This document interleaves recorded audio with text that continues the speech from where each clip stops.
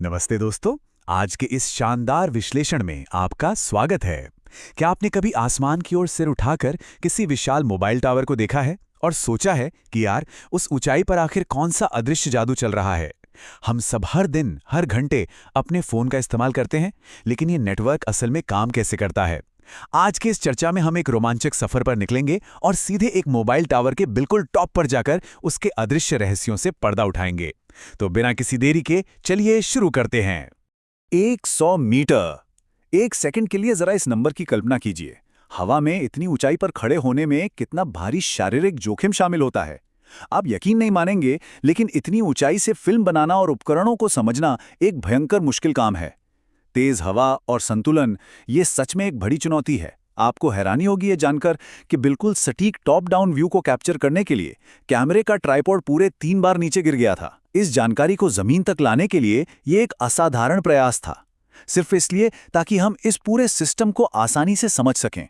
तो चलिए देखते हैं कि आज हम क्या क्या जानने वाले हैं। सबसे पहले हम 100 मीटर की ऊंचाई से शुरुआत करेंगे। उसके बाद हम गोल ड्रम और आयताकार बॉक्स के दिलचस्प अंतर को समझेंगे।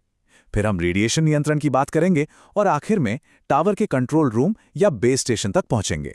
भाग 1, 100 मीटर की ऊंचाई पर बिल्कुल चोटी से एक नजारा। तो हमारी यात्रा टावर के सबसे ऊपरी हिस्से से शुरू होती है। जब आप इस ऊंचाई से नीचे देखते हैं ना, तो एकदम अलग ही दुनिया नजर आती है। चारों तरफ बस जटिल उपकरणों और मोटे तारों का जाल बिछा हुआ है। अब यहां सबसे दिलचस्प बात क्या है पता है? टावर के शीर्ष पर 2 अलग-अलग तरह के हार्डवेयर मौजूद होते हैं। एक तरफ बिल्कुल गोल ड्रम जैसी आकृतियां हैं और दूसरी तरफ लंबे-लंबे आयताकार बॉक्स लगे हैं। ये दोनों दिखने में जितने अलग हैं, इनका काम भी उतना ही अलग है। आइए इन्हें जरा करीब से समझते हैं। भाग 2, गोल ड्रम। टावर का नेटवर्क। टावर एक दूसरे से कैसे बात करते हैं? ये गोल ड्रम सच में बड़े आकर्षक हैं। इन्हें देखकर आपको किसी बैंड वाले या म्यूजिकल ड्रम की याद आ जाएगी, लेकिन असल में ये बहुत ही पावरफुल एंटेना है। इनका बस एक ही काम है, अलग अलग इलाकों में फैले हुए दूसरे टावरों के साथ बातचीत करना। जी हां, ये सीधे आपके या मेरे मोबाइल फोन से बात नहीं करते हैं। इसके बजाय ये दूर दराज के इलाकों में मौजूद अपने साथी टावरों को सिग्नल भेजते हैं और वहां से सिग्नल रिसीव करते हैं। एक तरह से कह सकते हैं कि ये टावरों के बीच एक अदृश्य पुल का काम करते हैं। भाग 3, आयताकार बॉक्स। मोबाइल का कनेक्शन, स्थानीय उपकरणों को जोड़ना।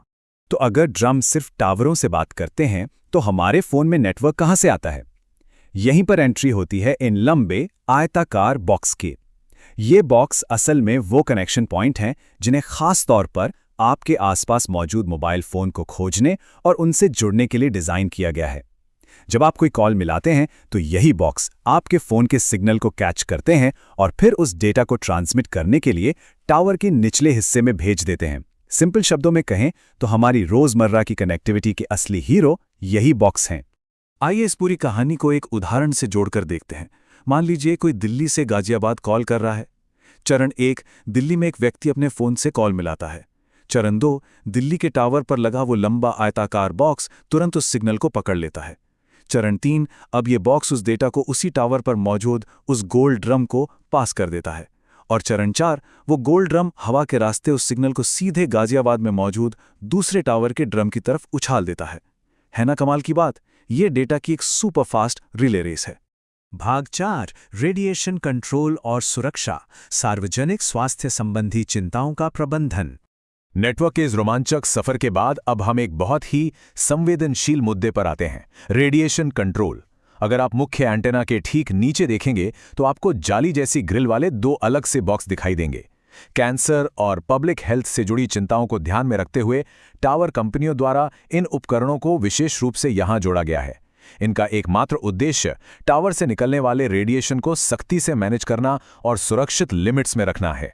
तो यहां ध्यान देने वाली महत्वपूर्ण बात यह है कि पब्लिक सेफ्टी को प्राथमिकता देने के कारण इन टावरों की रेंज या रेडिएशन के दायरे में तथ्यात्मक रूप से काफी कमी की गई है। जहां पुराने टावर 5 किलोमीटर तक का विशाल दायरा कवर कर लेते थे, वहीं अब इस नई और कंट्रोल्ड रेंज को घटाकर सिर्फ 2.5 से 3 किलोमीटर तक सीमित कर दिया गया है।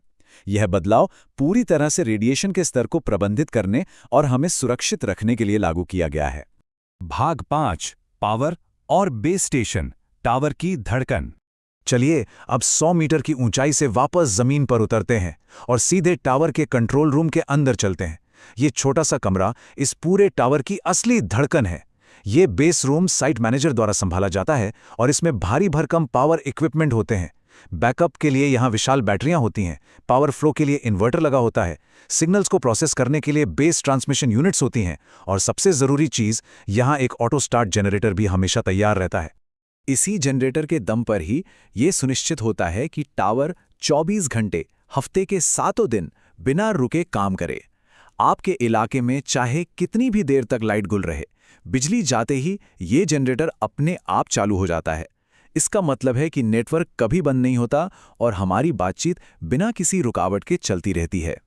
तो दोस्तों, हम इस बेहतरीन विश्लेषण के अंत में आ गए हैं और मैं आपको एक विचार के साथ छोड़ना चाहता हूं। अगली बार जब आप घर से बाहर निकलें और आपको कोई विशाल मोबाइल टावर दिखे, तो क्या आप हवा में दौड़ते हुए उन अदृश्य कनेक्शनों की कल्पना कर पाएंगे? एक शहर से दूसरे शहर बात करने वाले उन गोल ड्रमों से लेकर आपके फोन को नेटवर्क देने वाले आयताकार बॉक्स तक।